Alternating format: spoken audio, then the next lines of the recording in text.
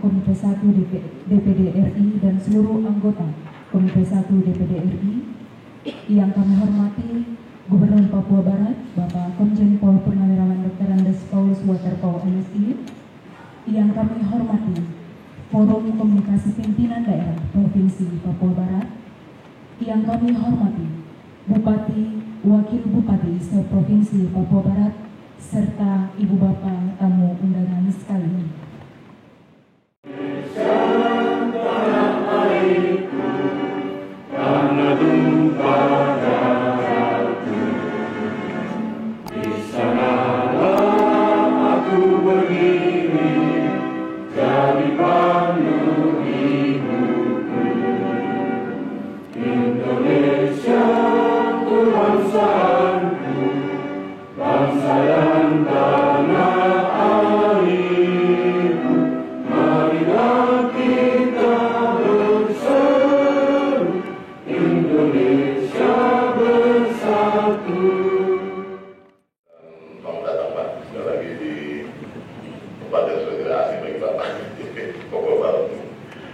Juga yang kami hormati kasih Bapak Wakil Ketua Komite 1 DPD RI, Bapak Dr. Mahesa. Kita beri aplaus juga untuk beliau. Dan Bapak-Bapak, para anggota DPD RI yang sebagai satu persatu yang sudah juga hadir di daerah kami, Papua Barat, selamat datang Bapak-Bapak sekalian. Hal ini dikarenakan ketika Undang-Undang Otonomi Khusus Nomor 2 Tahun 2021 lahir tahun 2021, saudara kita di Papua menolak. Apalagi dengan direncanakan DOB 3 provinsi di Papua waktu itu, Papua Selatan, Papua Tengah, dan Papua Pegunungan.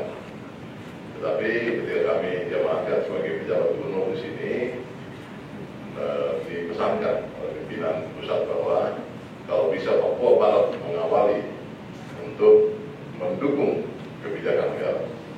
Oleh karena itu waktu itu saya ingat hanya 1 minggu atau 2 minggu kita di sini dengan seluruh bupati, seluruh tokoh-tokoh masyarakat dan Forkopimda waktu itu di gedung PKK di bawah ini Balai Pertemuan kita, untuk kita bersepakat untuk menyatakan kita mendukung secara tertulis maupun deklarasi langsung kita di situ dan mendukung kebijakan negara berupa Undang-Undang Otonomi Khusus Nomor 2 2021 dan juga 3 DOB. Jadi tidak ada relevansinya sebenarnya dengan kita di Papua Barat, tetapi karena kita harus menyuarakan itu sehingga kami mendukung. Yang terhormat pimpinan Komite 1 DPD RI dalam hal ini, Bapak Dr.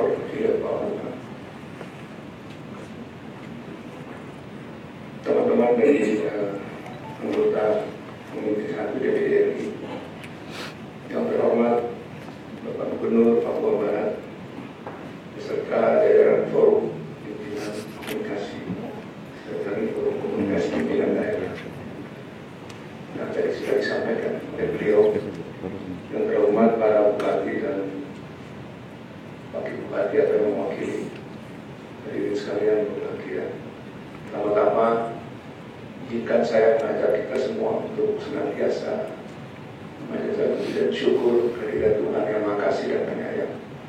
Hari ini kita dibolehkan untuk bertatap muka dalam rangka kunjungan kerja Komite 1 DPD RI dalam rangka inventarisasi materi keurusan Provinsi Papua Barat sebagai bahan penyusunan rancangan undang-undang tentang perubahan Undang-Undang DKI Jakarta dan evaluasi pelaksanaan Undang-Undang Otsus Papua berkaitan dengan penegakan hak-hak masyarakat adat Papua. Pak Gubernur dan hadirin sekalian, atas nama DPD RI saya menyampaikan penghargaan dan terima kasih atas kesempatan yang diberikan pada kami sehingga kami boleh datang kemari untuk tugas kelembagaan yang berkaitan dengan tema yang tadi sudah saya sampaikan. Sebenarnya posisi saya di sini hanya mendampingi Pak Gubernur, ya, karena ini semata adalah program dari alat kelengkapan, bukan program pusat dalam arti DPD RI selaku pimpinan memang kami berempat diberikan tugas untuk mengkoordinir beberapa kelengkapan. Salah satu dari alat kelengkapan di DPD ini adalah Komite 1, kebetulan berada dalam koordinasi saya selaku Wakil Ketua 1 DPD RI.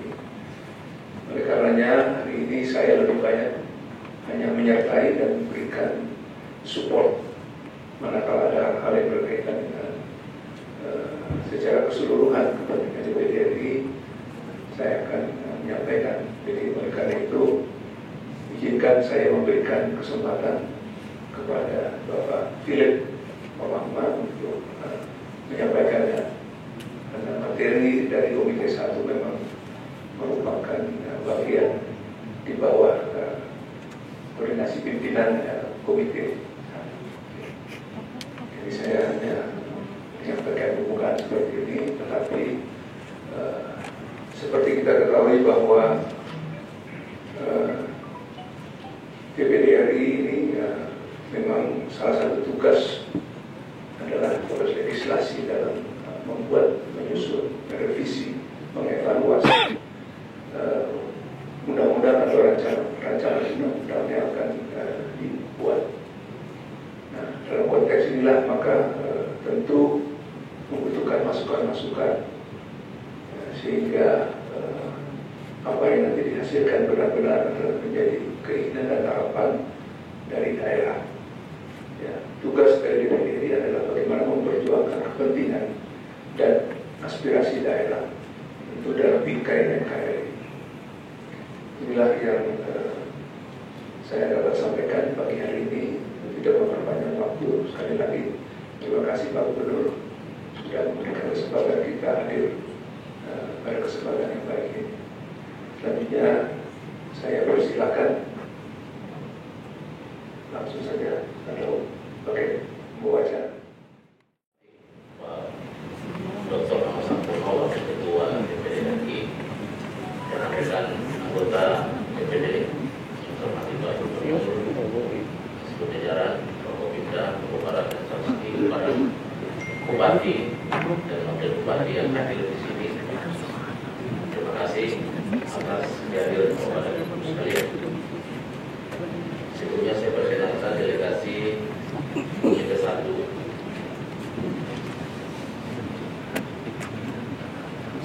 Pak Dr. Ahmad Sampurno sendiri selaku Wakil Ketua Komite Wakil Ketua DPD RI dari Komisi 1. Pak Fernando Sinaga STH dari Kalimantan Utara yang mempunyai ibu kota Kalimantan Timur ya. Pak Dr. Haji Padina Sulawesi Selatan. Pak Muhammad Sumatera Utara. Koras.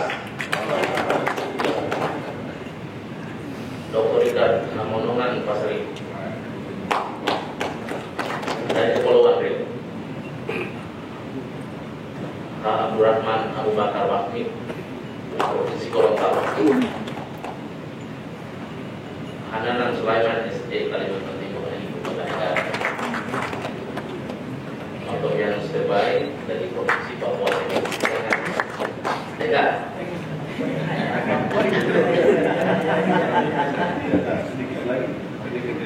Sudah jadi Provinsi Papua Tengah.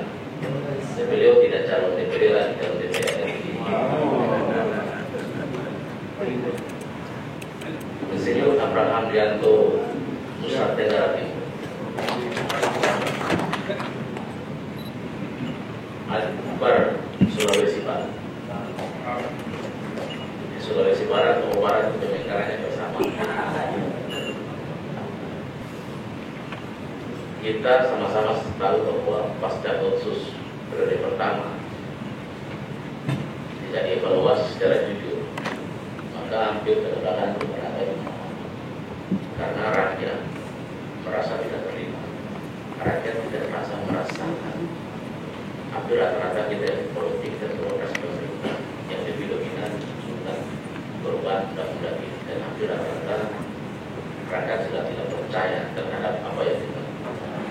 Ini soal Papua, ini soal kepercayaan. Sekarang bukan soal kepercayaan. Oleh sebab itu, Bapak sekalian, dalam perumusan undang-undang otonomi khusus DPD RI terlibat, khususnya Komite 1 terlibat dalam perancangan, penyusunan, pembahasan sampai pada tahap keputusan tingkat pertama. Hal yang kami optimis, DPD optimis bahwa ada beberapa item pasal dalam undang-undang khusus ini yang kita nilai memiliki nilai yang mampu mengangkat harkat martabat orang Papua dan masyarakat adat, mampu mengembalikan kepercayaan masyarakat adat terhadap eksistensi otonomi khusus periode itu adalah hak-hak. Apabila hak masyarakat mampu kita aktualisasikan, maka saya optimis berakhirnya undang-undang ini, maka rakyat semua akan mengatakan undang-undang ini telah sukses membawa kesejahteraan dan kemakmuran bagi rakyat Papua secara perorangan maupun masyarakat. Oleh sebab itu, ada beberapa hal yang DPD pandang perlu dan penting karena kaitan dengan implementasi undang-undang ini. Saya ingin menyampaikan bahwa dalam pembahasan, kebetulan saya adalah ketua tim dalam pembahasan undang-undang otsus bersama pemerintah dan DPR. Maka ada beberapa hal teknis yang menurut saya sangat berpengaruh terhadap eksistensi undang-undang. Dan sesuai dengan amanat undang-undang otsus bahwa DPR, DPD, dan pemerintah itu diberikan kewenangan untuk melakukan pengawasan. Nah, tugas Komite 1 pada hari ini adalah melakukan pengawasan beberapa pasal yang menurut DPD harus mendapatkan respon secepat mungkin dalam rangka evaluasi secara keseluruhan implementasi undang-undang khusus. Pak Gubernur dan jajaran, Pak Bupati dan para wakil bupati yang saya hormati, otsus jilid kedua ini tentu memiliki karakteristik yang sangat beda. Tentu para pemerintah daerah, DPR sangat kuat, kita dari Papua Barat yang kuat sekali dalam mendorong perubahan undang-undang ini dibandingkan dengan provinsi Papua yang apatis dan tidak peduli dengan perubahan ini. Ya. Jadi provinsi Papua Barat ini lebih dominan menguasai panggung politik Jakarta untuk mendorong perubahan undang-undang. Oleh sebab itu, mau tidak mau kita Papua Barat yang harus mewujudkan implementasi, sehingga implementasi ini betul-betul dapat dilaksanakan. Nah, dalam kunjungan kerja pada hari ini, DPD atau Komite 1 memandang bahwa hal yang krusial untuk Papua Barat yang perlu dijelaskan oleh pemerintah adalah kaitan dengan hak masyarakat adat TPO bagi hasil tugas. Ini sangat penting terkait dengan implementasi khusus. Nah, sesuai dengan aspirasi yang masuk kepada Komite 1 DPD RI dan baik kepada kami dari Senator Papua Barat maupun langsung kepada DPD RI, membutuhkan kepada kita semua pemerintah provinsi dan kabupaten kota untuk menjabarkan kepada kita bagaimana mekanisme distribusi alokasi dan 10% bagi masyarakat. Kebijakannya seperti ini. Hal ini sangat penting untuk kita meyakinkan publik, kita meyakinkan masyarakat adat bahwa undang-undang ini benar-benar memproteksi, memberikan jaminan, tidak memarginalkan masyarakat adat. Karena sesungguhnya undang-undang ini mengangkat harkat martabat orang asli Papua dan masyarakat adat sebagai subjek utama dalam mengafirmasi segala hal. Oleh sebab itu, kalau undang-undang ini ada, masyarakat adat masih termarginalkan oleh hak-haknya, maka yang berdosa adalah kita semua yang ada di sini. Berdosa terhadap masyarakat adat yang telah belakang setujui menghormati kita, kemudian mereka tidak mampu menikmati apa yang menjadi bagian daripada hak mereka. Nah, inilah bagian yang sangat penting yang Komite 1 berpandang dan memandang bahwa sangat penting untuk dijelaskan oleh pemerintah provinsi dan kabupaten hal mana yang masih menjadi problem, sehingga DPD bisa berperan. Kalau hal itu terkait dengan kebijakan pusat, maka DPD akan mengambil peran itu untuk memanggil kebijakan terkait untuk meluruskan persoalan ini, tidak menciptakan masalah, tapi meluruskan masalah ini sehingga betul-betul betul-betul, ya betul-betul hak-hak masyarakat Barat ini, Papua, khususnya Papua Barat ini betul-betul dihargai dan dihormati. Jadi itu adalah ringkasan agenda kita pada hari ini. Agenda kita ini jujur saja bahwa Papua Barat akan menjadi barometer dalam revisi undang-undang terkait lain. Ini barometer kita. Maluku juga akan menjadikan Papua Barat sebagai barometer belum hasilnya. Teman-teman di Kepri, teman-teman di Kalimantan, mari kita bicara. Kita harus jujur bahwa undang-undang cipta kerja yang berpunya keluar dalam mencakup dan menarik semua kewenangan daerah, dan kemudian daerah ini sekarang habis, bukan lagi otonomi masa undang-undang cipta kerja mau bersama itu. DPD ingin sebagai bagian daripada daerah kita ingin berjuangkan bersama dengan hak-hak daerah. Jadi begini, terima kasih Pak Bupati, Pak Bupati yang hadir. Saya pikir Pak Bupati semua ini punya kapasitas untuk memberikan gambaran kepada kami terkait dengan hak masyarakat adat. Bupati Kebunan Arbak ini teman kuliah saya, satu angkatan. Pak Wakil Bupati Kaimana, teman seperjuangan di KPU Kaimana. Wakil Bupati Papua, teman dosen juga lulus universitas. Wow, Bupati itu juga teman yang tidak terlupakan, kita perjuangan sangat berat. Dan Pak Bupati, Wakil Bupati, terima kasih banyak Bapak sekalian, Pak Gubernur. Ini beberapa hal yang menjadi poin kami ingin mendengar. Nanti hal lain akan dipertanyakan bersama oleh terima kasih. Silakan.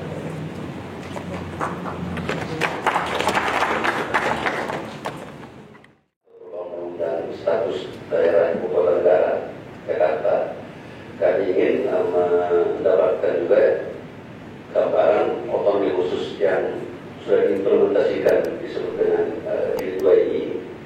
Apakah mungkin dalam Pak Dari ya, kita tolong agar provinsi DKI itu nanti bentuknya otonomi khusus sistemnya. Kalau sekarang kan dia daerah ibu kota khusus, tapi dengan model otonomi khusus yang terjadi di Papua dan Papua Barat ini dan Papua Barat atas semua itu, apakah memang ini satu model pemerintahan yang bisa memberikan ruang gerak bagi masyarakat dan pemerintah untuk lebih berbuat lebih baik. Sekalipun tadi catatan Pak Bilem khususnya di masyarakat adat masih terus merasa belum mendapatkan porsi-porsi yang cukup adil misalnya. Ini kan kami melihat dari satu sisi. Kedua adalah regulasi. Kami membaca dan memperhatikan memang salah satu kendala gubernur di penjabaran otsus ini adalah regulasi daerah. Ya, regulasi daerah. Jadi mungkin ini agak mengarah ke mitra kita, ketua DPR maupun ketua MRP, bagaimana menyiapkan regulasi tidak lanjut dari undang-undang otsus itu, hubungannya dengan dua undang-undang yang terkait. Karena kan ini undang-undang otsus di sisi lain berhadapan dengan undang-undang yang tidak punya kekhususan, yaitu di sektor keuangan. Kalau saya menunjuk misalnya Undang-Undang nomor 1 tahun 2022 tentang hubungan keuangan pusat dan daerah, itu tidak terlihat kekhususannya provinsi Papua Barat, pokoknya daerah otsus lagi, tidak kelihatan. Sehingga sistem manajemen keuangan yang diterapkan negara dan berujung nanti kepada pemeriksaan keuangan itu sistem nasional. Saya belum melihat ada kekhususan di dalam manajemen keuangan dan otsus itu, Pak. Itu yang sangat prinsip itu.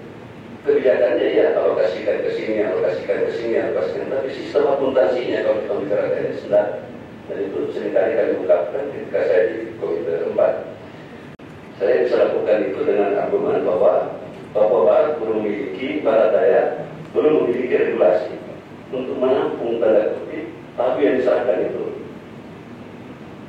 Regulasi ini kemudian yang berwujud kepada struktur, lalu langsung diminta misalnya tergarahkan agar Papua Barat khusus jauhnya 40% berarti saya kemarin menjawab dengan Pak Staf Ahli.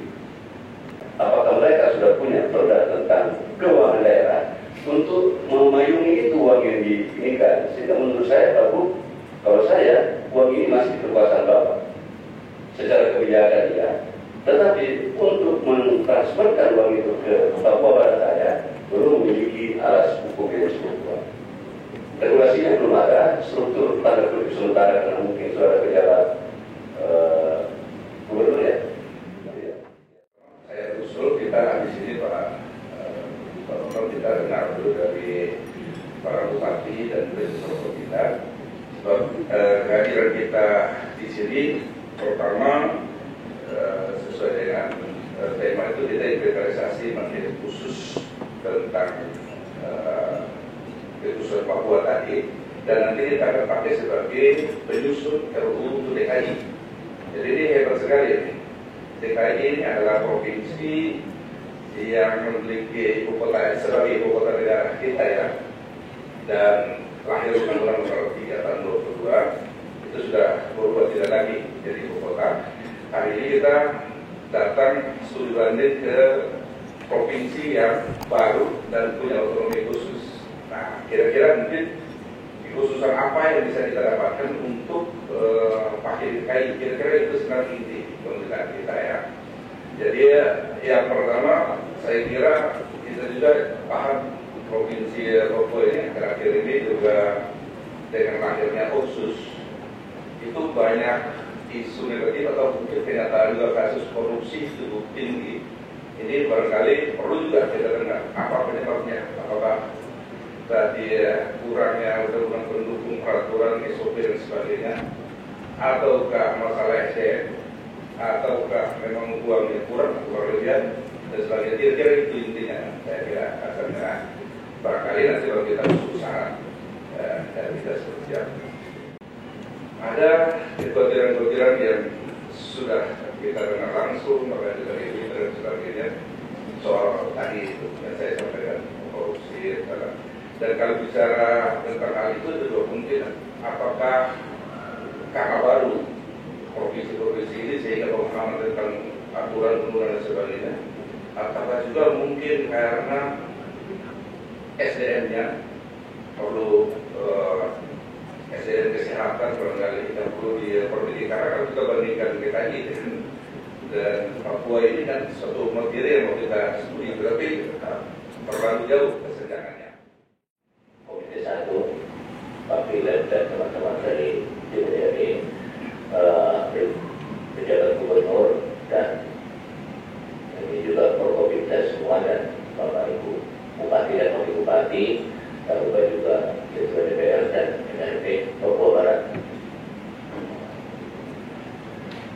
Baik, dalam hal inventarisasi ini sebenarnya yang paling penting itu adalah untuk Komite 1 juga mengenai tentang penegakan hak-hak masyarakat adat Papua. Kami juga mendengar sebenarnya dua data itu dari Ketua DPR maupun NRP Papua Barat dan tentu juga dari Bapak Ibu Bupati atau Wakil Bupati Papua Barat tentang hak-hak masyarakat adat ini. Kita ingin mendengarkan keseluruhannya supaya bisa memang dalam penyusunan RUU tentang perubahan undang-undang DKI ini ada perbedaan dengan Papua tentang hak-hak masyarakat adat. Dalam hal ini memang sudah dicantumkan dalam undang-undang OSUS yaitu pasal 36 itu pembagian 10% untuk masyarakat adat. Tetapi kami juga mendengar sejauh apa sampai sekarang pelaksanaannya, dan yang kedua adalah dalam penegakan hak-hak masyarakat adat apakah cukup sampai di situ? Karena ada hal lain. Yang paling penting adalah dalam hal ini masyarakat adat dalam pengelolaan sumber daya alamnya. Kendala-kendala yang dialami hampir seluruh masyarakat adat adalah mereka memiliki wilayah tetapi tidak memiliki hak untuk mengelolanya. Itu yang penting. Mereka memiliki wilayah, tetapi tidak memiliki hak untuk mengelolanya karena ada di dalamnya kawasan baik itu kawasan hutan atau kawasan lain yang dikelola oleh KLHK. Jadi kami ingin mendengar supaya kita lebih bisa mendetail untuk kesejahteraan dan bisa dikatakan bahwa otsus Papua ini bisa berjalan dengan baik. Untuk perubahan undang-undang DKI Jakarta ke depan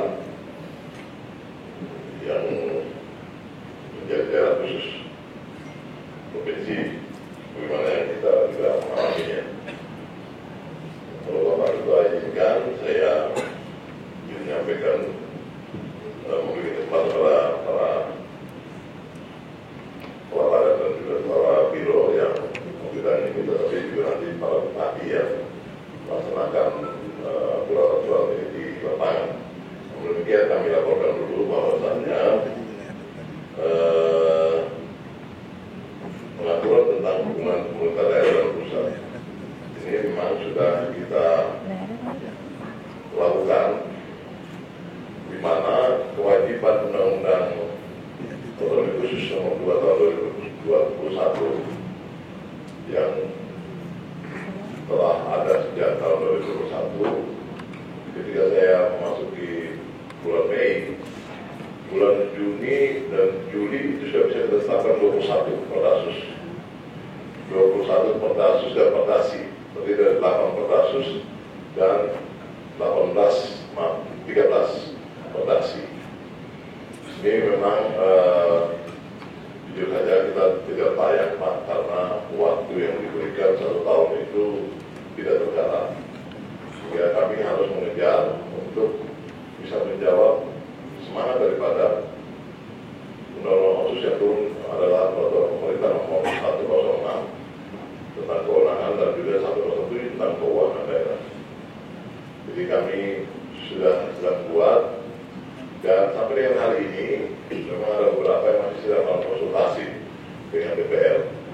Jadi nomor rek dan lain sebagainya itu sebagian belum terjawab.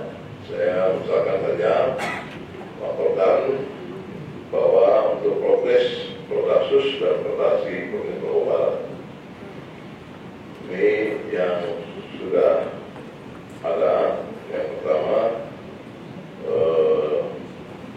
Perdasus nomor 14 2022 tentang dana abadi Provinsi Papua Barat sudah kami punya, ini sudah tanda tangan. Kemudian Perdasi nomor 15 tentang pengelolaan keuangan daerah kami juga sudah punya. Kemudian Perdasi nomor 16 tentang penghapusan kekerasan terhadap perempuan. Perdasus Papua Barat nomor 17 tentang perlindungan dan pengembangan suku-suku yang terisolasi, terbenci dan terabaikan juga kita sudah punya. Kemudian juga Perdasi nomor 18 tentang pembangunan dan pemberdayaan perempuan asli Papua dalam bidang ekonomi kreatif kami juga sudah punya. Kemudian Perdasi nomor 19 tentang pembangunan penata-usahaan, pengendalian dan penempatan transmigrasi kami juga sudah punya.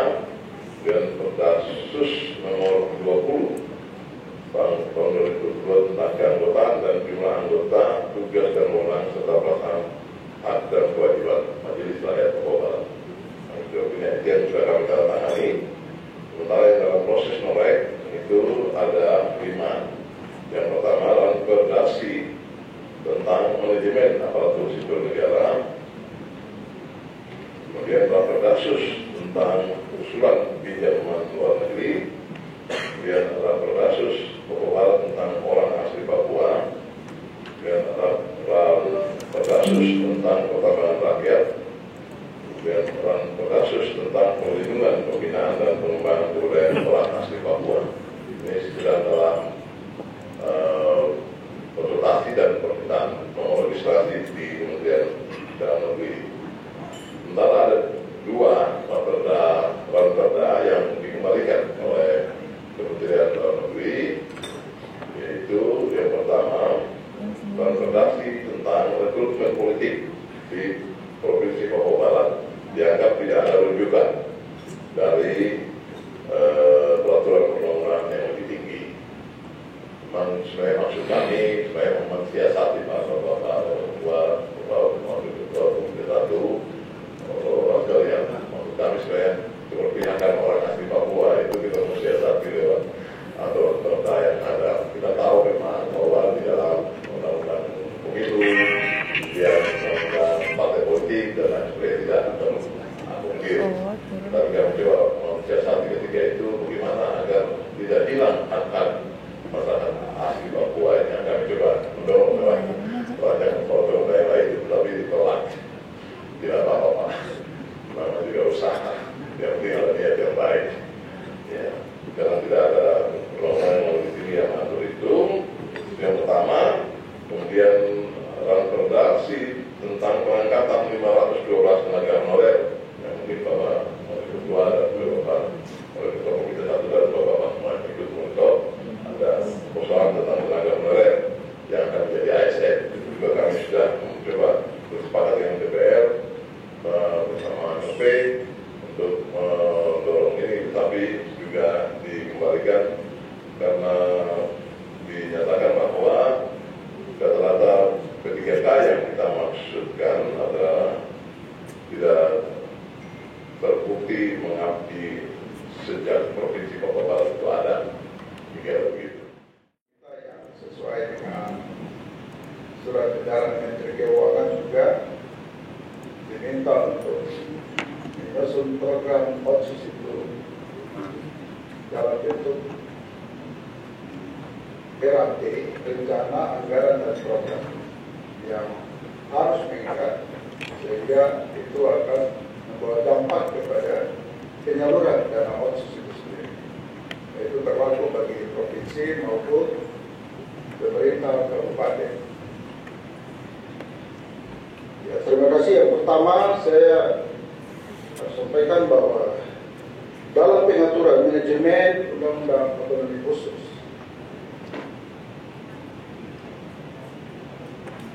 Pemda provinsi maupun Pemda kabupaten dalam penerapan pengalokasiannya tentu mengacu kepada Undang-Undang Nomor 1. Dan di situ Undang-Undang Nomor 1 mengatur secara umum. Karena semua yang bersifat dengan transfer, dana otsus adalah termasuk dana TKDD, ya, dana itu ditransfer atas dasar peraturan Menteri Keuangan (PMK). Sehingga di dalam alokasi dana bagi Provinsi Papua Barat maupun kabupaten itu berdasarkan PMK yang setiap tahunnya diterbitkan untuk mengalokasikan anggaran dalam setiap belanja. Dan itu patokannya pendapatan kita yang harus kita terima. Yang selanjutnya, di dalam pengaturan penganggaran tentu ada pedoman di dalam PP 107 itu terkait dengan pengelolaan otsus. Pengelolaan dana otsus itu yang terdiri dari dana DTI, dana tambahan infrastruktur, dana otonomi khusus 1%, dana otonomi khusus 1,25%, dan dana DBA migas. Dalam Undang-Undang Hubungan Keuangan Pusat dan Daerah, ada bagian provinsi, ada bagian kabupaten yang langsung ditransfer dari sumber dana DBA. 30% ditransfer langsung ke kabupaten kota maupun provinsi. Kemudian ada dana dalam rangka otonomi khusus yang 15% itu disalurkan dan diformulasikan mengikuti PP 107, di mana dana untuk pendidikan, dana kesehatan sudah ditetapkan mandatorinya sehingga tidak bisa kita geser. Tentu ada hubungan dalam pengisian belanja itu disesuaikan dengan kegiatan di setiap OPD yang ada hubungan dengan sumber tersebut. Misalnya di pendidikan kalau untuk dana DBA migas itu ada hubungan dengan OPD-OPD terkait yang berurusan dengan pendidikan. Demikian juga dana kesehatan. Dana kesehatan itu kita hubungkan dalam pengisian belanjanya itu dengan OPD terkait, termasuk penanganan soal stunting. Karena stunting itu masuk dalam kesehatan dan itu diurus oleh berbagai lembaga OPD yang ada di daerah, sehingga Pemda harus bisa menjabarkan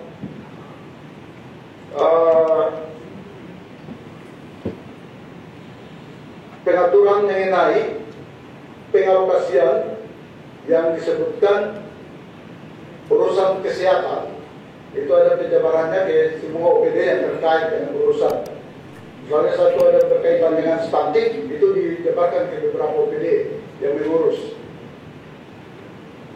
Kalau demikian juga pendidikan, kita punya alokasi anggaran yang tahun ini lebih kepada dana arahan. Jadi provinsi tidak secara bebas harus mengatur di luar dari ketentuan yang ada. Kita harus mengacu kepada ketentuan. Terkait dengan dana 10% untuk lembaga adat, tentu alokasi ini yang berasal dari DBA bagi hasil, dana bagi hasil. Alokasi tersebut disalurkan kepada provinsi. Kemudian provinsi dengan regulasi itu mengatur 70% ke kabupaten dan 30% di provinsi. Dari provinsi itu dijabarkan lagi ke sesuai dengan PPE 107. Jadi 35% untuk urusan pendidikan, 30% untuk urusan infrastruktur, 25% untuk kesehatan, dan 10% untuk lembaga adat. Demikian juga kabupaten dana DBA yang turun karena itu mengatur bukan hanya di provinsi, kabupaten pun demikian menerapkan aturan yang sama untuk kebutuhan lembaga adat maupun kesehatan, pendidikan, dan infrastruktur. Di wilayah kabupaten maupun distrik, kampung dan sebagainya, itu kadang terkendala karena sudah terkunci ketika musrembang sudah muncul, kemudian juga APBD sudah ditetapkan, kemudian anggaran sudah diturunkan. Nah, yang terjadi seperti kemarin itu terjadi yang tadi saya awali bahwa kami sudah tetapkan APBD 2023 dengan besaran jumlah anggaran melingkupi 13 kabupaten kota, 1 kota dan 12 kabupaten. Tapi tiba-tiba karena disahkannya Provinsi Papua Barat Daya, sehingga turunlah peraturan Menteri Keuangan PMK 206 yang 3 hari kemudian mewajibkan kita untuk membagi kembali dana yang dimaksud yang sudah diarahkan dari pusat. Itu membuat kami kebingungan juga karena di satu sisi kerja daripada tim anggaran ini sedemikian sudah selesai, tetapi harus membongkar kembali dan menyesuaikan lagi dengan Provinsi Papua Barat Daya. Itu yang mungkin poinnya, Pak Abraham. Terima kasih. Jadi artinya bahwa prinsipnya kami di Papua Barat taat azas, kami mengikuti norma aturan hukum yang memang sudah diturunkan lewat keputusan-keputusan menteri maupun yang di atasnya dan lain sebagainya.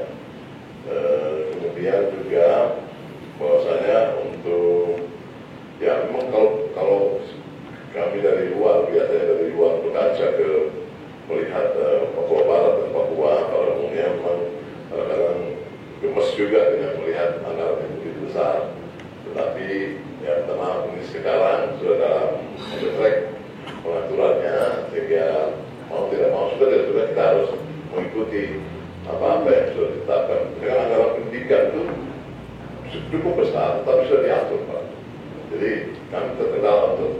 men-switch atau mengatur lagi ke hal-hal yang lain itu yang ada. Mungkin yang kami berikan masukan kepada Bapak. Jadi maksud kami, sekiranya kalau masih diberikan ruang, maka ruang itu bisa kita gunakan untuk kita atur lagi yang lebih spesifik berkaitan dengan harapan atau pelayanan dasar. Contoh misalkan kami ini, saya ini pribadi yang suka berusukan Pak, suka berusukan siang malam,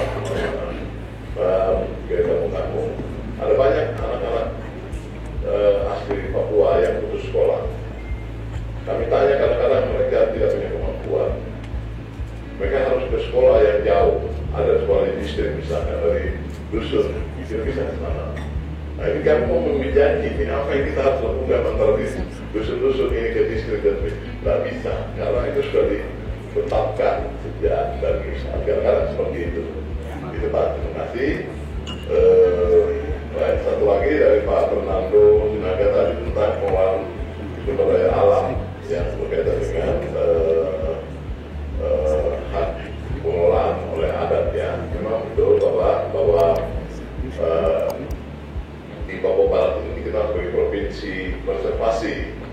Jadi hutan-hutan yang Bapak lihat hijau-hijau loyo ini memang tidak bisa kita sentuh dengan mudah begitu, karena sudah ditutupi dengan aturan tentang RT/RW yang ada di wilayah kita ini. Para bupati ini berteriak keras memohon untuk ditinjau kembali RT/RW itu agar bisa dimanfaatkan sumber daya alam terutama yang ada di wilayah mereka masing-masing. Namun kita sedang dalam proses untuk meminta paling tidak ada peninjauan kembali oleh untuk terkait untuk bagaimana melihat kepentingan sumber daya alam yang kita punyai.